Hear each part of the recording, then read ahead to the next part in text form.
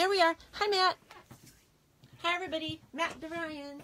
All right, let me see if you're. Oh, it's Matt. See, you tagged me in a post, so I tagged you. You just made me live here. I like how you do it live. Okay, let's. Hi, Matt. Oh, I'm looking at myself. There we are. Okay. It's magical. Okay, so look. I'm gonna turn this down so people aren't getting that feedback loop. So you see this little plus symbol right here? Yes. So if I tap that, it says, "Hi Taylor, I love you." That's not what it says, but my wife just joined. Hi, Taylor. I love you, too. Hi, Brian. So this studio, by the way, is great, guys. We're in Shock City Studios. This place is awesome. It's awesome. Isn't it awesome Yeah, here? I got a tour. It's really awesome.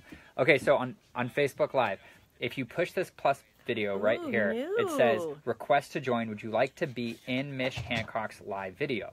So I say send request. I don't know. So then it says, you want to be in it. Okay, so I've never seen this before. Let's see. Click add? I think I just click add, right? Yeah. Ooh, and there's Marty Casey. Hi, Marty. Oh, I'm adding you. Added Marty. My wife said, Marty, I added you. I don't know what I'm doing yet. Okay, hang on. Wait, hold on. Matt DeRyan, tag. I tagged you. Did you get added? Yeah. There. I think I added Marty. Marty, tell me what that looks like later. There's the tag button. So you hit this. You say, let's say you just hit invite. People are like, what are these guys doing? We don't know what we're doing yet. You invited me. Okay. Oh, hey, hi, Libby. Hey, Libby. Okay. Anyway, I'm trying to just see, this process. I've never seen anyone successfully do it of inviting someone. But it's because Facebook many times will put something out there, and then they won't tell you what the world it is, and then it may have all kinds of funky issues with it, and they haven't figured it out yet. Right. Right. Facebook, I mean, I like it because they're kind of fire ready aim like I am. So that's fire ready aim. Mm-hmm. Fire. It sounds like a really dangerous way to handle a firearm. It's hard. Like a weapon. Well, yeah, don't do it with firearms. Okay. Don't do it that way. Okay. So we actually have some people. We have 8 people watching so far. So we should probably do something that makes watching worthwhile. I should probably shut up and let you start your podcast. No, I'm going to do a dance now. Everybody ready? No. All right. No, it would be bad if I started dancing. But so we have to tell you the scoop on this. Up there soon, there will be a time clock, so you can keep an eye on our time. And we do like 3, 9, 10-minute kind of deals. Don't worry about it. I'll wrap it up if we go over. No big deal. Okay. And we chit chat, and then I ask you questions, and then we go off and do awesome things. Okay, that sounds good to me. I'm gonna have my phone away and down so I can focus on you, and your phone is live, and Libby is telling you to dance. And 2 people dropped off because we weren't doing anything. They were like, "What are these people doing?" I guess podcast. So there's only Elaine. I'll see you tonight. So we have 6. So I guess we should tell. So this is Mich Hancock's podcast at Shock City Studios. I hope they know. Yeah. Some of my people jumped on to watch it. Right. And they don't know your podcast. People. They don't know. They're like, "Why is Matt live?" To this awesome podcast. So Mich has a podcast. You can actually find it. So it's her name's Mich. Think of like Michelle. That's how you spell it. MICH. And it's Mishmash. MICH mash.life. There's no .com, but that's the website. Mishmash.life. You visit that website and you can actually subscribe to her podcast. And she has some weird, fun, wacky, wild, and talented people that come on this podcast. Somehow I snuck in. Don't tell her that I have very little to offer to her podcast. Who made that? All my awesome websites. I made that landing page for you. You made the landing page and my website for 100th Monkey Media. So and 100th Monkey Media, and she has me, Matt, on the podcast today, and we're doing a Facebook Live also. So that's what it is for those who are just catching it. There is everything you've ever wanted to know about life. About all. There's a lot of hidden messages that could ever matter. Ever. People don't know about. Yeah, exactly. Okay. So that's the scoop. And then Sam just tells us what to do. He does this. He hits a thumbs up. I don't this is okay. Do it however is comfy. Yeah, I guess I felt like if the Facebook Live is like this where they can't see me, sometimes people are going to be like, what is happening over there? So I'm going to put this here. I am terrible at the video. There we go. Ooh, Dan Duffy. Hi, Dan Duffy. Dan Duffy's an amazing person. We love Dan, him. Thank you for joining. We're about to start our podcast here, the Mishmash.life podcast. Hey, and Dan, we're just talking to everybody. Yeah. Meanwhile, Sam is like, okay. Talking about, I can't wait to see Doug Lindsay's movie, Rough Cases. Okay. And my daughter, Mickey, is helping Doug right now research film festivals. Isn't that cool? Really? Isn't that a cool thing? You know who recently entered a film festival and like her brother won, I think, Best Actor was Angela LaRocca. I was in her movie. Were you in her movie? Okay, so you already knew that. I have a starring role. No. Really? Do you? I wouldn't be surprised. No, I'm in the background. I'm one of the extras. Eating candy?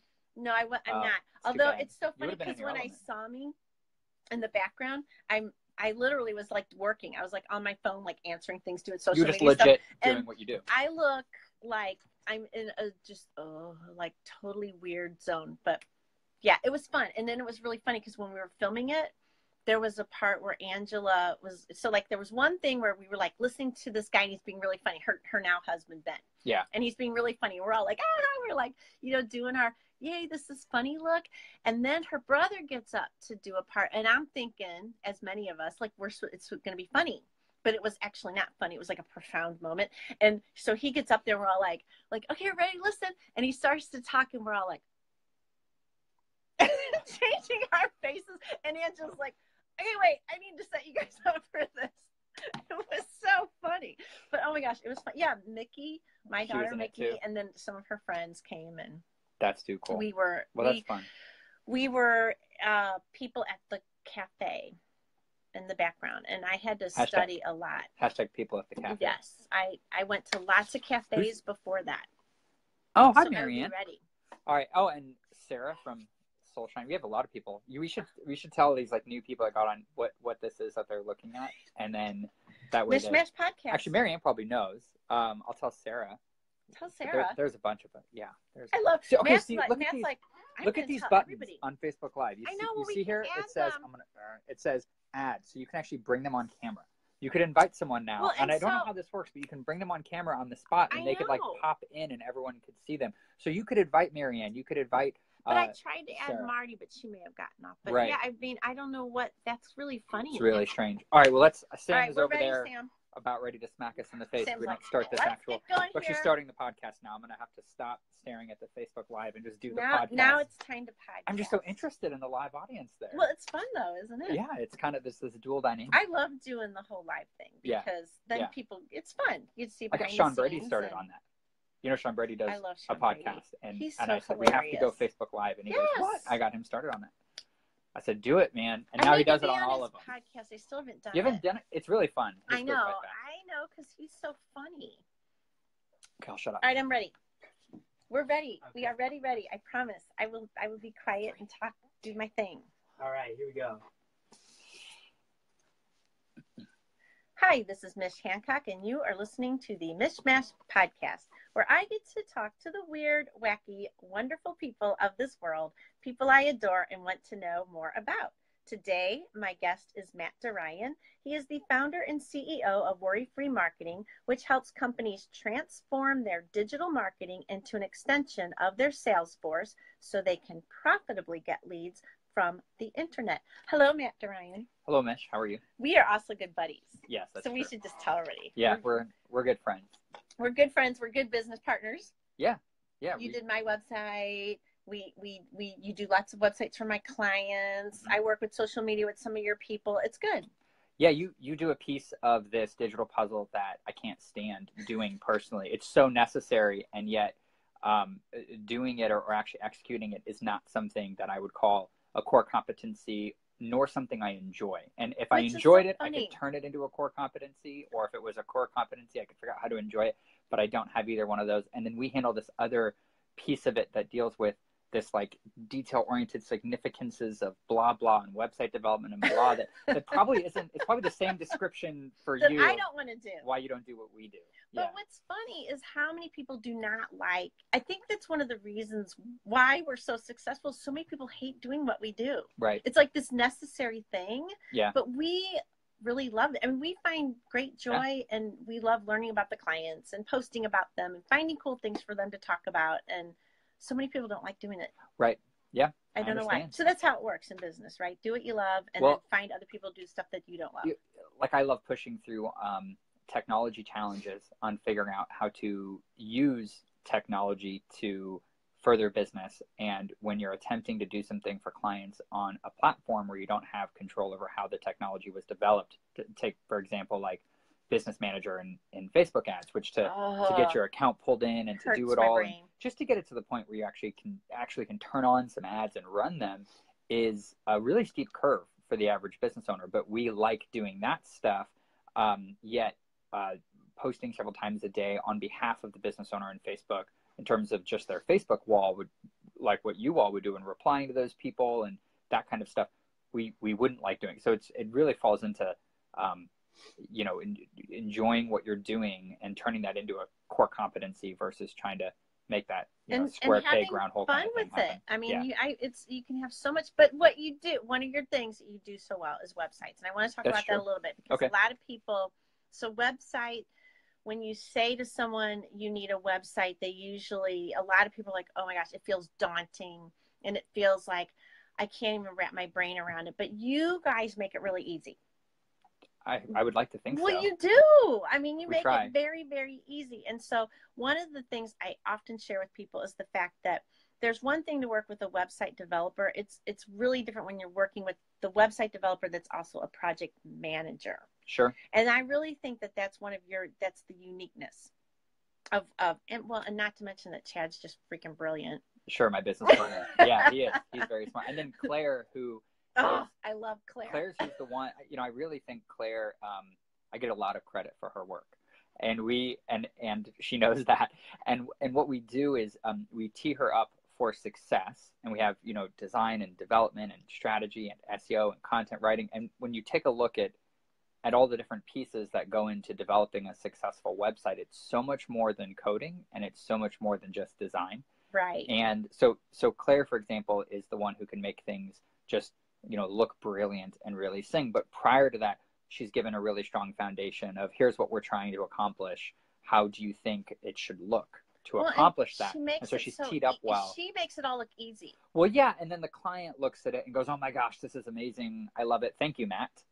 And I give her credit right on the spot. But she, building the amount of websites that we do a year and leading on those projects, and her role is even about to expand even further as we put yet another person underneath her on our team. Cool. She doesn't necessarily get like the face-to-face credit. So I always like to say my whole team does. Her face-to-face, but I talk to her often. But see, you were giving me, you were saying, Matt, you and project management, and I say, it started out just me building websites. Right. And I've got I like to think I have a pretty good feedback loop. And when I say, of getting feedback that enables me to make change to improve. And when I start to sense that my feedback loop is off, I will go to people and ask them, like, here's what I'm thinking, but is something different about this? So I really work on that a lot. Right. And so it started with just me, and then it was Chad, and then it was Claire. And then now we have Kristen who writes copy, and we have some other, when we have a lot of projects. I love all your people. And now we have Nolan, who is incredible at design.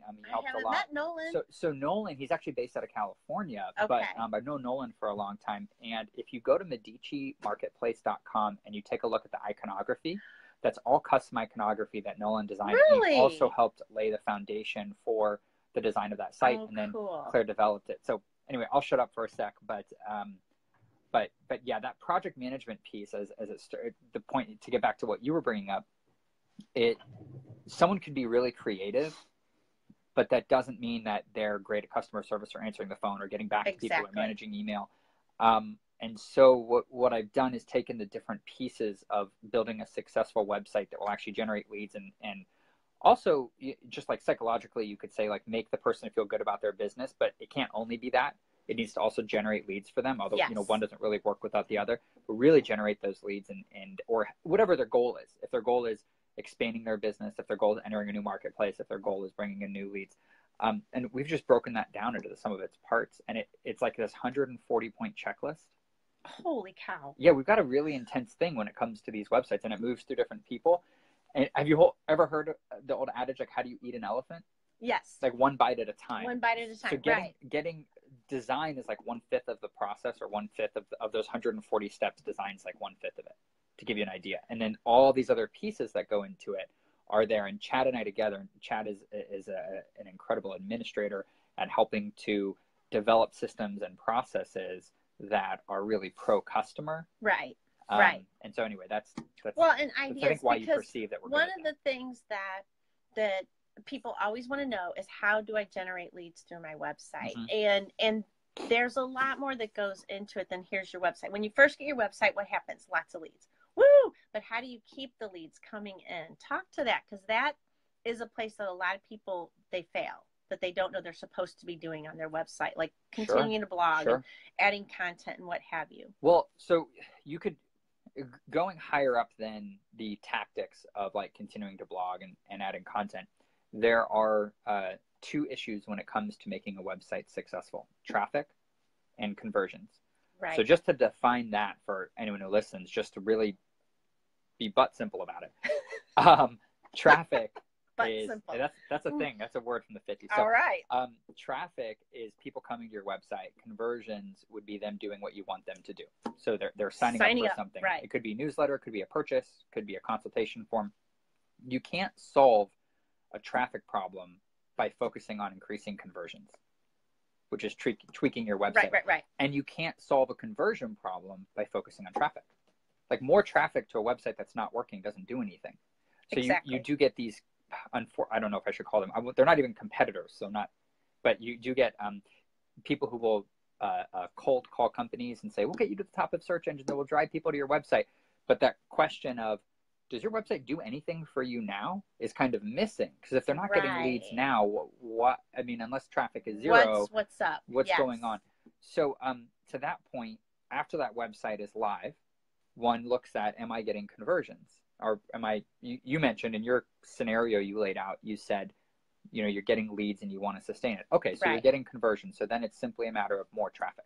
Right. To get more traffic and to continue to please the Google gods, but also to really focus on the user, the consumer, the people who you can serve and help and share your gifts with and empower them and improve their lives through whatever service you offer.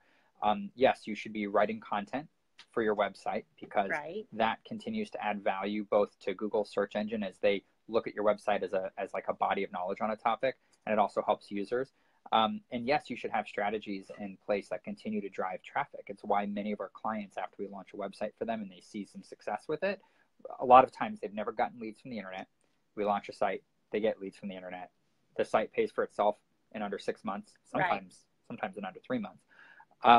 And then we say, okay, well, let's drive more traffic. So let's say you're selling B2B, like let's look at Google and LinkedIn. Let's say you are in a consumer-based business, vacation travel or something like this. Let's look at Facebook ads and Instagram. And that's, of course, where we bring a partner like 100th Monkey Media in on the organic side. And then on the paid ad side, we're saying, okay, let's get really, really targeted. You know, if you're a newborn photographer, Facebook knows when someone has just had a baby. Oh, you know, and so they know everything about you. They do. So being able to drive people who are most likely to do it. And so the strategy is focus on driving traffic through a multitude of ways. When you know your website's working, just think to yourself, how can I get more traffic to my website? And it's not going to be some free thing, but it also should be an investment. It shouldn't be an expense. It should be, well, I spent $500 or I spent $1,000 or I spent $5,000, but I got back 20,000. You know, it should fit into that realm. We have many clients where I could give case studies. I feel a little nervous about talking about their specific businesses and what we do for them. But we have clients where we do work for them on the advertising side. We built their website and they spent 18 months never getting a lead from the website, never getting a lead from Google. Their traffic goes up, whether they're in retail or whatever it is, and now they're getting leads. And now they say, okay, what else can I do, Matt? What else can I do? What else can I do? And I go into these meetings and sometimes I think we're just meeting about the past. And they go, oh no, that's all really working well. I want to know what else you can do for me. And that's always a really cool problem to have, is realizing, oh, I should have come in here with like something else to sell them that we could do for them. So now I always try to have great ideas now. And I can have those great ideas. It's just a matter of thinking about that meeting beforehand, like what great idea can I have? So I do that now always. You're awesome. And I go to meetings with you, and I love going to meetings. But we're gonna take a break. Okay. And we will be right back with Matt DeRyan. Thanks. Yay. Right. So who do we have watching on the Facebook Live, watching our recording of this podcast? We've got Jay Nelson. Oh, thank you, Sarah. So Sarah, can I give a shout out to Sarah? Say something. Okay, Hi, Sarah. So Sarah's a business owner, and she is okay. So you know those business owners who you love to just get together and meet with them for lunch or coffee every few months. Yes. And they will consistently surprise you in some way or another. So Sarah is, how do I say this without offending her? I could see her living in like Portland, Oregon. Like she almost has this Oregonian spirit, kind right? of got the hipster She thing does, going. yet at the same time, I'm not saying she's a hipster. I'm not putting a label on her. I'm just saying that she's not conservative and this and that. You know, Sarah, I didn't she shows up to our meetings wearing what? I think one time she wore yoga pants that had cats in outer space on them. But then you sit down. I love it. Then you sit down and you talk with her, and this woman has incredible business acumen, knows all about her business, her numbers, where it stands, what she's doing, where she's going, how she's growing, and you watch her business grow, and she's very pragmatic in how she approaches it. So she owns Soul Shine Barefoot Massage. They do ashiatsu. Ooh. They have these bars suspended from the ceiling, and they use their feet to do massage. And they also have a studio where they teach that, and they have a yoga studio, and they have a couple Thai massage and a couple other methods. Ooh, awesome. And she's in her field, she might be there's only a few of them in St. Louis. I would not be surprised if she was the most successful in St. Louis because of her business acumen and her ability to apply it. And we built her website, and we continue to seek opportunities to partner with her. But if anyone is having, if anyone really wants an amazing massage, they should go visit her. She's right in Maplewood. Well, and feet are super important to everything. Well, she massages with the feet. Oh, she massages with her the foot. Feet? She stands on you, holding onto these two bars, so it's not all her weight. Although sometimes it's gonna be the other way, and you get massage. It's not just her; she's got a whole team. Right. What is she up to? 10, a dozen? What did you say? Goat cheese. She said Portland is her favorite. She and I always meet at Schlafly. Okay, that goat cheese appetizer, which is like melt out of my chair. Good. Anyway, so she's great. She's like one of those examples of that partner where you meet and they're like, okay, what else can I do? And I don't bug her. I don't harass her. I don't call her every week trying to sell her something. If she has a marketing need, I'm pretty sure she's going to pick up the phone and say, hey, Matt, can we talk? If you were harassing people, you probably wouldn't be super successful. You know what I mean? You know what I mean, though? When, like, you have those people who are, like, calling every single week. Again. Anyway. All right, I'll shut up about Sarah. I just like her. Start up again. 8 of us on staff currently. Yeah, so she's got 8 therapists. That's very interesting. Yeah. All right, you ready? I'm ready. And we are back with Matt DeRyan. So, we know your business. Tell me other things about Matt. Because part of our podcast is all about people. Well, what do you want to know? Well, okay, so one of the things I really love about you is how you are constantly working to improve you. That's true. You were talking about feedback loops. Yeah. You're like, you're very aware of what's going on in the world around you, and you're thinking, I need to do this better. I need to be that better. You're always on that quest. You're always in the improvement end of things. Yeah, Don't you feel like you are? Yeah, I think I think anyone who knows me really well would say I have made many mistakes in my life. Well, but you make enough of them. But mistakes are good, right? That's but how I've you made learn. Horrendous, terrible mistakes that lasted for years. Well, but I feel like we're on a confessional program. We're not going to go that deep. I won't. I wouldn't dare. You go through enough turbulence or having done enough things where you look back and you're like, wow, that was a really bad idea. Not going to do that again. And you realize that you can catch yourself much, much earlier on by being self-aware, by looking, by following that feedback loop, and as well having like a really strong purpose in wherever you're trying to go. And if you have that, that's my word of the year for 2018 is purpose. It is purpose. Yes, and my wife says conquer, in case she's watching. If you have that really strong purpose of where you're trying to go, you can actually measure everything against that purpose. So and the purpose of whatever you're trying to do in life can be divided up amongst the different parts of your life. So it's not like, well, I'm trying to grow my business, so I'm going to measure hanging out with my kids against that. That'd be very silly. No. Because you should also be trying to help your kids grow up to be like stable, self-determined people who can set and achieve their own goals and accomplish what they want out of life. So being with your kids would be purpose also, right? Right.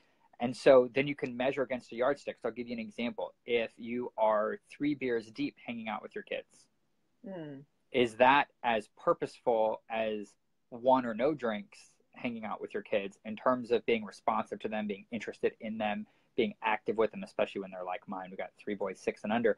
So you can look at that and you can say, well, maybe I'll save that drink for later, or maybe I won't have it so I can be purposeful in what I'm trying to accomplish.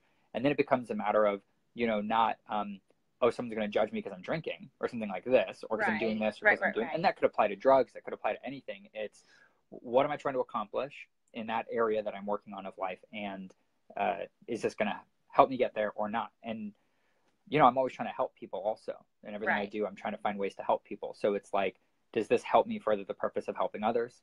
Does this help me help my family? Does this help me grow?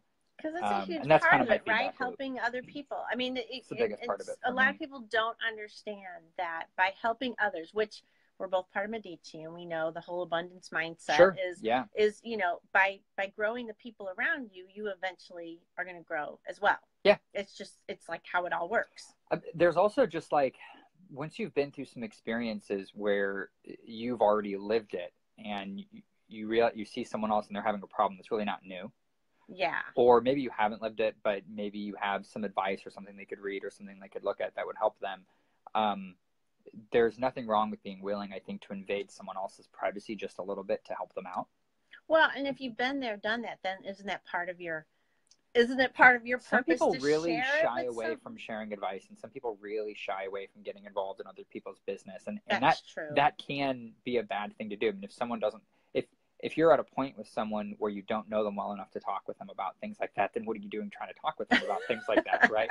But if you've got someone who you're like really a good friend with, and you notice something going on, and you find a way to approach or ask them about it, and they're open to talking about that, and it's not from an effort of trying to change that person or mold it, but you're like, wow, I know that person has told me they want to accomplish this, but I'm noticing this, and I know them well enough that, you know, I can maybe point out a pond over there they can go drink from. Like, hey, blah, blah, blah. And they go, oh, thanks for pointing that out. And then you leave them, you know, or whatever it is. But sometimes the problems are more severe. A person says to you, I'm just trying to figure out how to do so-and-so, and I don't know what to do. And you recommend a book, and they read it, and they come back a year later, and they're like, my whole business changed. Thanks for recommending that book.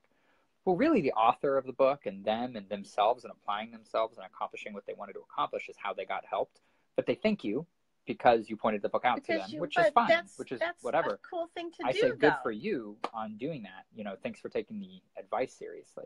Right. Our mutual friend, Josh Levy, I think when people ask him for advice and then he gives that advice, if they do the opposite or don't do it, that can be frustrating, because if you're going to spend time doing that and giving people that advice and they ask for that advice, like there's a flip.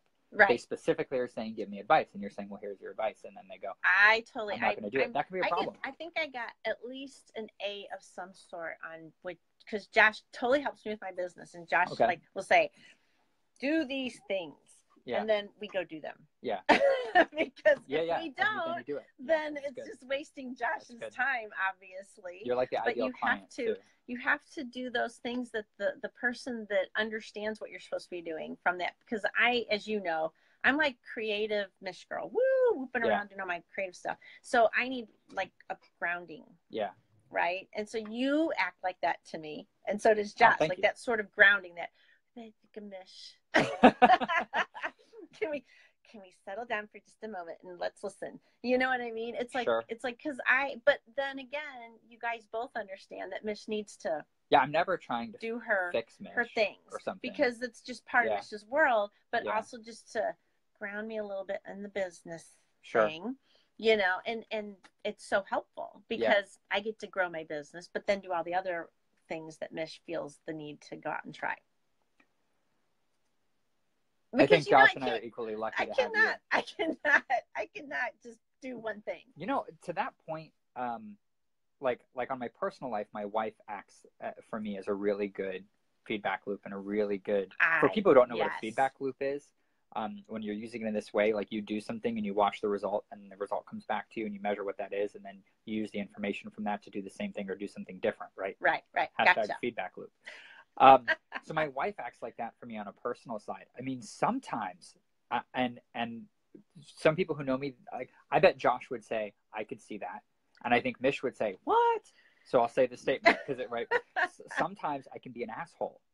And so your reaction, but I won't know I'm being an asshole. You haven't been one to me. Right. But I think it's, you know, like so, I'm surrounded by and I, not in the way that you might think, but like if my wife knows that I'm capable of a certain level of awesomeness, and due to stresses and kids and this and that, if my tone of voice comes off a little bit Make-wrongish, a little bit, and I don't even know I'm doing it.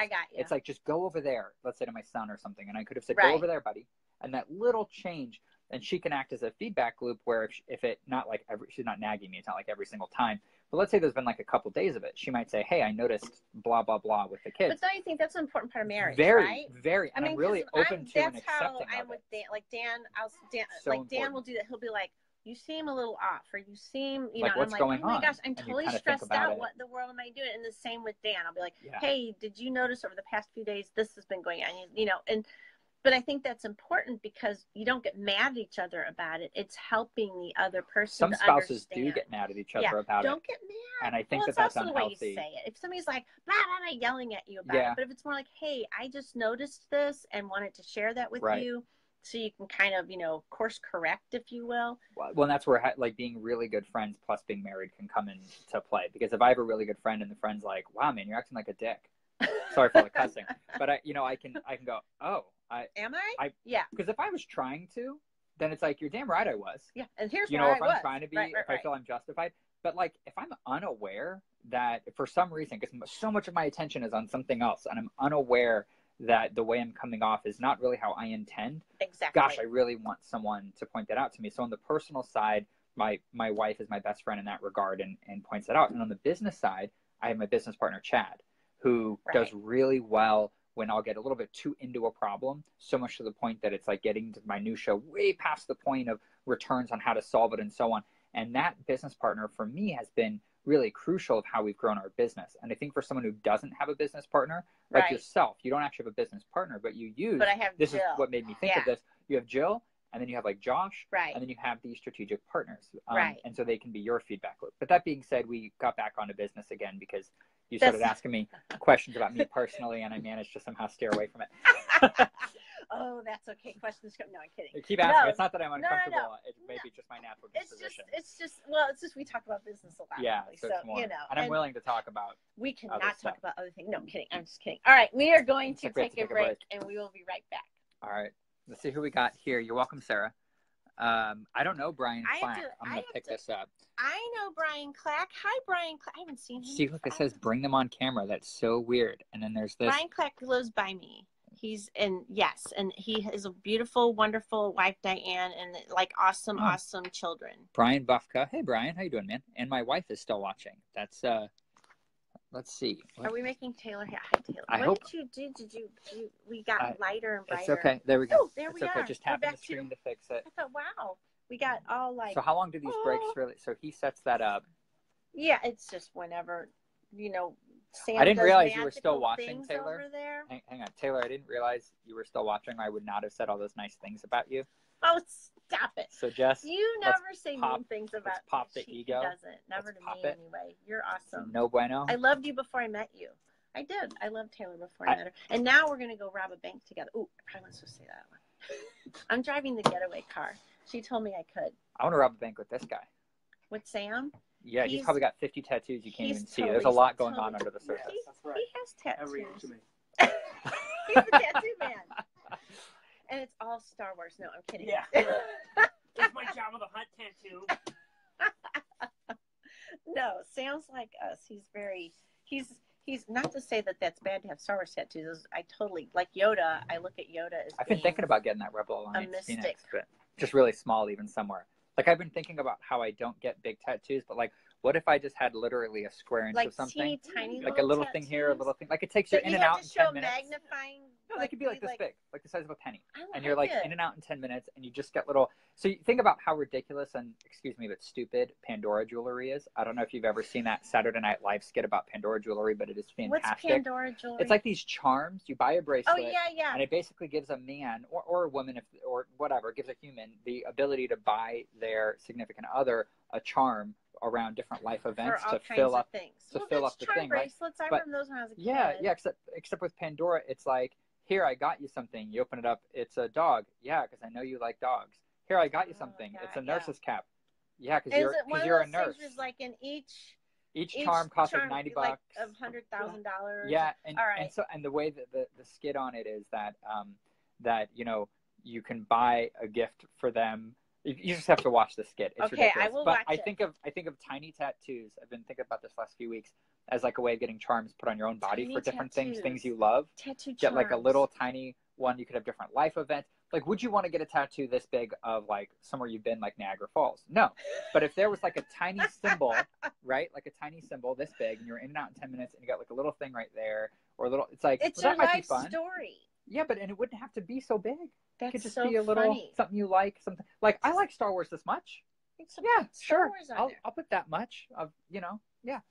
Well, Anyway, my brother loves you know what got me Star Wars, thinking and about it's it? one of the reasons why he has not gone into the tattoo thing, because he knows if he starts, It'll just be all over. He'll have the whole Star Wars saga all over him. What got me thinking about it was if I was ever going to get a tattoo for my, like, to represent my wife, right? And I realized it would be a tiny pink plastic flamingo is what I would get tattooed, because I can't see a pink flamingo in someone's yard with, or, you know, those pink flamingos they do, without thinking of her. Why? Because something that she says every time she sees a flamingo or a plastic flamingo, she'll turn to me every time. She must have said it to me 100 times because we've been together a while. She'll say, "Did you know that there are more plastic flamingos in the world than real flamingos?" Really? And she'll say that to me every single time. So I can't see one without thinking of her. It's this now automatic I'm going to be that symbol way. of Taylor. Although so think if I had one my that was this big, because just my a mom little thinks one, they're very funny. just a little one. A little. That would be like a little. That'd be my Taylor tattoo. You know, and if she's ever terrible to me and leaves me, it's okay, because pink flamingos, it wouldn't be her name. Because they're you know, Taylor's like out the door any minute now. If you just get it.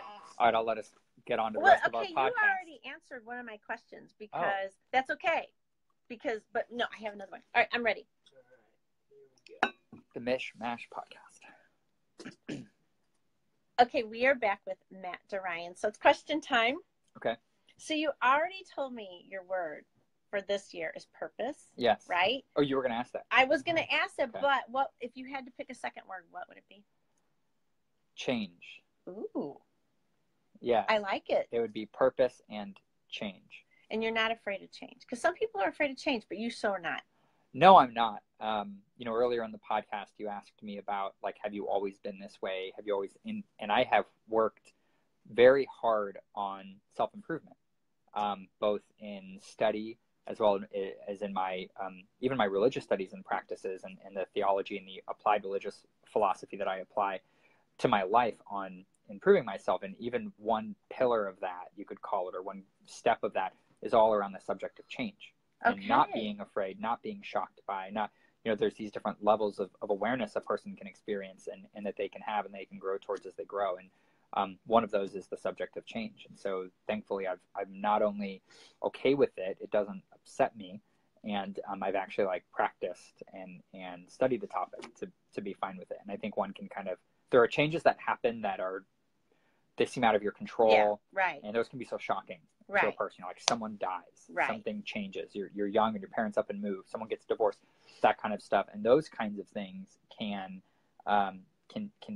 basically make later on changes in life that are much less severe seem much worse, because they're kind of hung up earlier on, right? You know, and so anyway, that goes back to that applied religious philosophy, but figuring that kind of stuff out and being able to then, you know, go forward and look forward with change is really important. So I'd like big changes to happen this year. I'd really want a lot of expansion, would be my third word: purpose, change, and expansion. Oh, so you're so good. You thought of this. I did now. Purpose, I was like, that change. Just came out. I was supposed to ask you that then. Yeah. That's always good. Okay. You've been to a lot of our TEDx events. Yeah. You're a TEDx fan. I really am. You totally are. They make me think about things. Sometimes things I don't want to think about. Sometimes I really disagree with what the person is saying, because too much opinion as fact will come out of a mouth. And I'm like, that's not a fact. That's an opinion. But they're stating it as a fact, and everything else is predicated. And sometimes I hear something and I'm like, oh, that's an incredible opinion. But it's also causes me to challenge my worldviews. And I think it's very healthy. I'm glad you brought that up, because part of it is we don't want you to feel comfortable the whole time. Right. And a lot of people don't get that. Like, they get upset. They're like, I thought this, you know, I'm like, yeah, you weren't supposed to feel comfortable the whole time. That's part of the experience of watching TED Talks. Is it supposed to make you feel a little uncomfortable? Yeah, my friend, and I'm sure he didn't, I never read this anywhere, but I think he did. He read it somewhere and he said it to me once. And it was in one of those sessions where, I called it a session, but more like just a meeting, where I offered him some advice and he read some stuff. And over the next year, his business really blew up. And it was like such a cool thing to be a part of, to have helped him and nudged him along in that way. But my friend Joe Tebow, he sells insurance out of the insurance store in Chesterfield, and he really hates networking. and this is a common topic because I know at Medici they're about to have a whole seminar around like hating networking, stuff like this. Right. But he said it's one of those things where I had to learn to be comfortable being uncomfortable. Yeah. And I think what you're talking about really fits into that. Be comfortable being uncomfortable. Right. And when you're watching TEDx, sometimes you're just totally enthused. Sometimes you're crying. Sometimes the woman who was it her daughter that she lost due to the shooting accident. Yeah. She's talking about all these things, and I'm listening to her, and she doesn't lead with that. And I'm just I'm like, okay. That was Teresa Coble. Thank you. So Teresa Coble, and at the very end, she loops in and she's like, boom. And she drops the bomb, and then everything else that she spoke about goes clickety, clackety, clickety. Everything's like tick, tick, tick, tick, tick, and it all kind of fits into place. Right? And you loop back and you think everything she talked about. And it was a great way for her to do it because it didn't cause you to view it through that, right? She didn't want you to feel the emotional empathy at the start. Right. She wanted you to have the knowledge and then get the emotional empathy to then compare it to. And I thought it was a real interesting way for her to do it. And I was like, I would almost call that backdooring the message. Right. Because people have these barriers they put up. Right. And she just kind of gave the information, and then she came back, and the person goes, the barriers just dropped. Hello. Yeah. No, she's. Especially if you. That was an incredible. That was an incredible talk. So being a TEDx fan. Yeah. What about TEDx? What would you talk about? What would your title be? You have any sense of if you gave a TEDx talk? If I was to do a TEDx talk? What do you have any sense of what you'd want to? It would be why I shouldn't be here. That would actually be an awesome TEDx talk. Well, I think the first thing. Oops, I bumped the mic. Sorry, man. That's hilarious. The first thing I think of is like, what would be the really short title for like why I'm not qualified to give a TEDx talk, or why I shouldn't be here. Here's why I should not be on this stage right now. Or, oh, I love thankful the primary got sick. I'm his or her stand-in. Or lessons in right place at right time by Matt Ryan. There's a talk in there. Why I shouldn't, there totally is. From the perspective of why I shouldn't be here, I'll tell you, when I moved to St. Louis, and my kids find this crazy, in 2005, I arrived in St. Louis the day before Thanksgiving. And that winter, and there was a lot of snow that winter, and that winter and in January, and I had come from California. I had to buy a coat. Like I didn't own a coat. Southern California. So I came to St. Louis, this area, and I started from scratch. I was crashing on someone's couch, and I was waiting at a bus stop. I had no car, no job lined up, a few $100s on someone's couch to sleep on. And within a week, I was able to get this temporary job. I was a kid, I was able to get a temporary job, and I was really on my own. And I would stand outside for an hour at 6 a.m. And I say an hour, I guess that's inaccurate, 20 minutes or so, because there's the window that the bus comes. And if you miss it, you'll be an hour late to work. So you've got to be there early so let's say 20 minutes standing out for the bus and then getting on a bus and taking a bus for an hour on a 15-minute drive because the bus takes a long way. So I'm riding a bus and public transportation, and I'm going and working as I start trying to gather. And I had to go get everything was from scratch in that way. And that was in Illinois, right near Swick, pretty far from an hour from here, even, let alone almost 2 hours from where I live now. And so that when you think about why I shouldn't be here or that kind of a thing, I have a lot of reasons why I should be here too. Yeah. Right, that I can think of. And I think it would be wrong to invalidate those reasons or to say that those reasons aren't true between hard work and being lucky enough to have study technology that allows me to basically pick up any subject and learn how to study it and think different things that I think are really benefits. You could even get on the train of the fact that I'm a white male who was born middle class in California. There's lots of reasons why I should be here, right? Then you have a few that are why I shouldn't be here. Bad mistakes I made, child divorce, the different things that would fall in, but especially the mistakes I made. And then I kind of hit rock bottom. And then going from that to the life I live now has been an incredible thing of finding out how to grow and expand through really taking responsibility for and helping other people as much as I can. That's and everything awesome. I do. And I think that does actually have a thread when you said there's something there. There is. But I felt it. That's awesome. So anyway, that would be my talk. Why I shouldn't be here. Why I shouldn't be here. People would, I just like the title. I think the title is enough. People go, we'll have to figure this out. My talk would be your bonus intermission by Matt Ryan had come out. Okay, everyone. So this is I'm not even supposed to be here. So if you want to just go get some food, go get a drink. You don't have to hang out. Now's the time. Go network. But if you want to hang out, if you're going to catch a TEDx talk today, catch and you say the name speaker. catch that one. This isn't the one. If you're going to leave during one of them, now's the time. I'm the one to leave. If you had a call you had to make, now's the time to go do it. Whenever Steve and I are on stage, right, he's like, you can leave when we're here. Yeah, when we're here, it's fine with us. Just but stay here when we've got, because we're filming. They're great and that speakers. kind of thing. Yeah, but, yeah. You know. All right, I have one more question for you. That went by fast. We're already done. We could just talk and talk. No, we're not done because you have another question. Okay, ask me. If you had to have one thing for the zombie apocalypse, what would it be? Thing, not family. Family's there. The zombie apocalypse is on its way.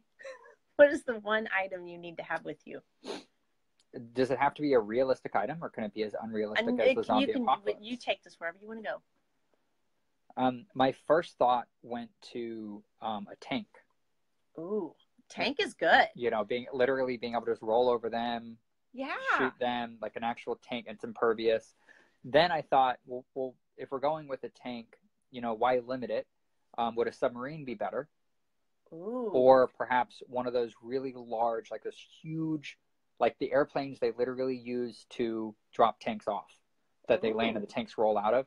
Because you could have a wing within that thing that was just like your bedroom. That's a great idea. You could land and refuel, and you'd have a lot of ammunition. So I'm thinking, you know, if you'd have to have some pilots. If it was just me, it would be the tank. If it was me and some other folks, you know, maybe someone who knew how to fly a plane or knew how to operate a submarine, then, you know, I think I like the plane better than the submarine idea. Yeah, but, I think you know, I like the plane idea. I think that because not just zombies plane, can't drown. I don't know if you know that. But can they swim very well? They can't swim either.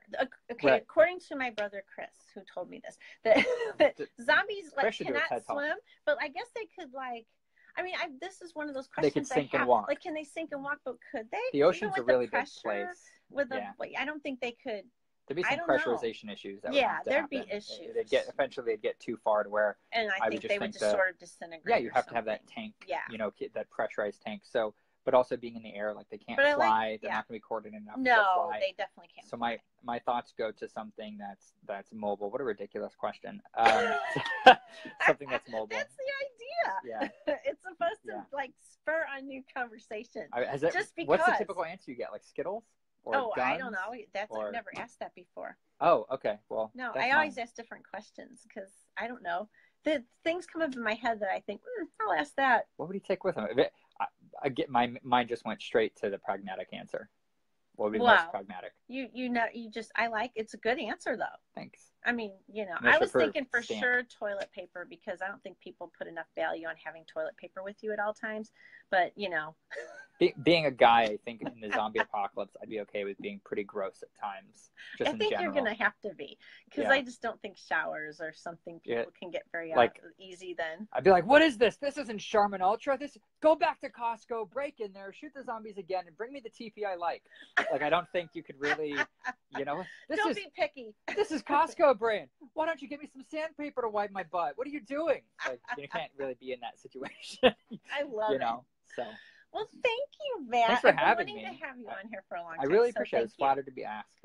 I hope that somehow some aspect of this was useful for the people who listen. Of course it is. Thank you to everyone who got this far to actually listen. Thank you. Yeah. Well, thank you. And I'll see you around because we're going to have to go hang out very soon. Oh, yeah. That's what we do. All the time. All right. Well, thank you, Matt Dorian. And for everyone out there, you have been listening to Mich Podcast. Go to iTunes, subscribe.